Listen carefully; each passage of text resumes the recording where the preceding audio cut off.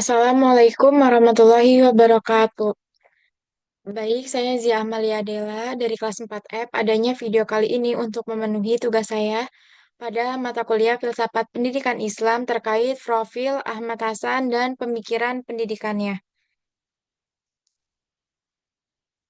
Ahmad Hasan sebagai tokoh reformasi pendidikan.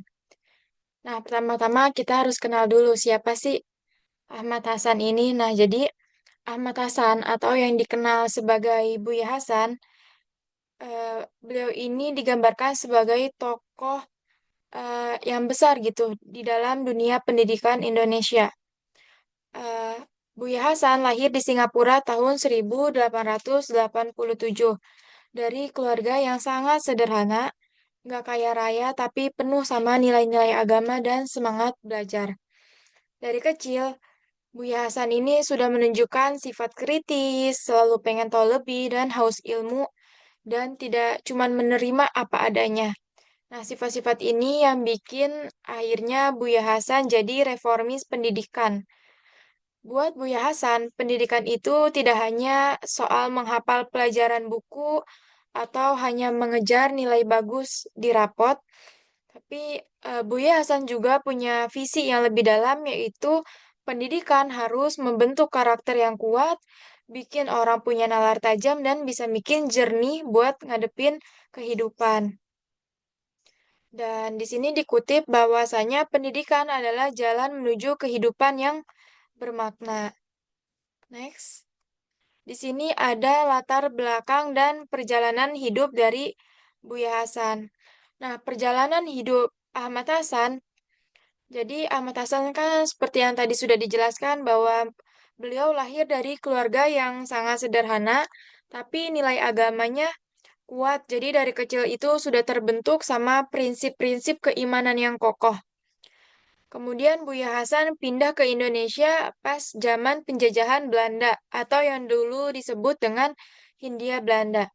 Nah, dari sinilah Hasan mulai aktif organisasi Persatuan Islam atau yang biasa kita kenal dengan Persis gitu ya.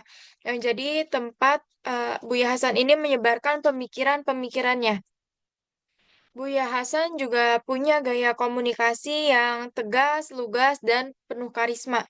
Ditambah eh, otaknya ini penuh ide-ide yang mendalam. Makanya Buya Hasan ini sangat gampang buat mempengaruhi orang, terutama generasi muda yang masih haus akan inspirasi gitu ya. Jadi buat Buya Hasan, pendidikan itu alat yang paling penting buat bikin orang gak cuman pintar aja, tapi juga kritis dan punya iman yang kuat.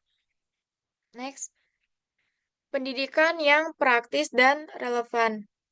Jadi, Buya Hasan ini terkait soal pendidikan yang menurut beliau itu harus praktis dan nyambung sama kehidupan sehari-hari. Jadi, Buya Hasan benar-benar gak suka sama sistem pendidikan yang cuma ngajarin teori doang. Tapi nggak bisa gitu dipakai di dunia nyata. Jadi menurut Hasan, pendidikan harus ngajarin orang skill yang emang benar-benar berguna gitu, kayak berdagang, bertani, atau keahlian teknis lainnya. Supaya orang tersebut itu bisa mandiri dan gak cuman ngandelin ijazahnya aja gitu.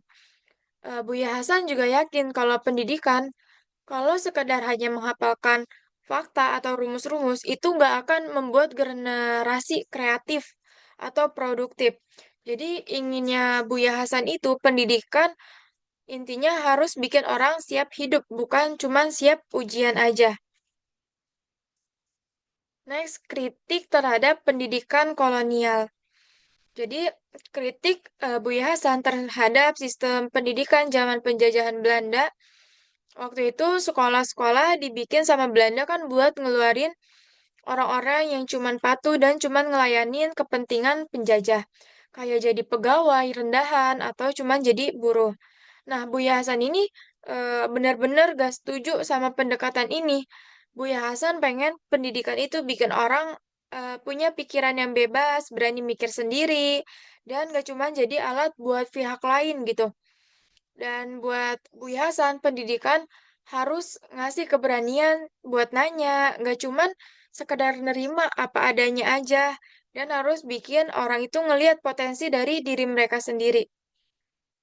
Nah, pandangan ini jadi kritik pedas ke sistem pendidikan kolonial yang dia lihat cuman ngebatasin orang. Selanjutnya ada keseimbangan iman, akal, dan kesetaraan. Nah, di sini ngomongin pandangan Buya Hasan sebagai tokoh Islam tentang pendidikan. Buya Hasan sangat yakin gitu ya bahwa pendidikan itu harus nyampur antara keimanan dan ilmu pengetahuan. Buya Hasan juga nggak suka kalau orang itu kebanyakan fanatisme sampai nutup pikiran. Tapi Buya Hasan juga nggak suka atau nggak setuju gitu sama sekularisme yang ninggalin nilai-nilai agama.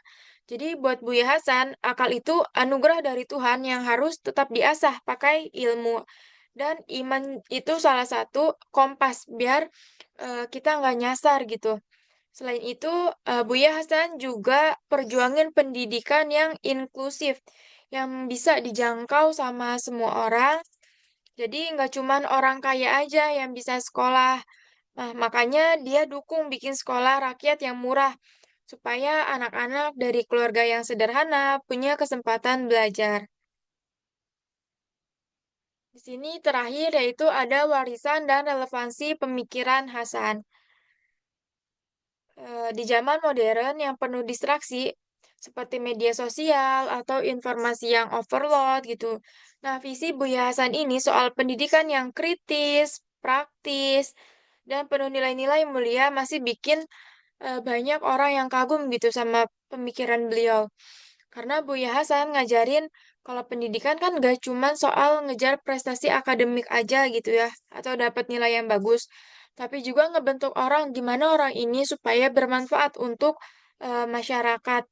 Jadi pemikiran dari Buya Hasan ini melihat gitu bahwa pendidikan ini bisa dijadikan alat buat bikin hidup itu lebih bermakna, bukan hanya sekedar dapat pekerjaan atau status aja kayak gitu. Mungkin cukup sekian dari saya, kurang dan lebihnya mohon maaf. Billahi taufiq wal hidayah. Wassalamualaikum warahmatullahi wabarakatuh.